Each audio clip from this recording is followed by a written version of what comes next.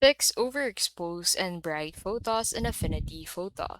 Got a photo that's way too bright in Affinity Photo, you can fix it in minutes. So what you can do is to go ahead and duplicate your current photo. So right click on the photo and select duplicate, and then click on the duplicated photo, and then click on this, and then set this to multiply. So this will allow you to fix that overexposed and brightness of the specific photo.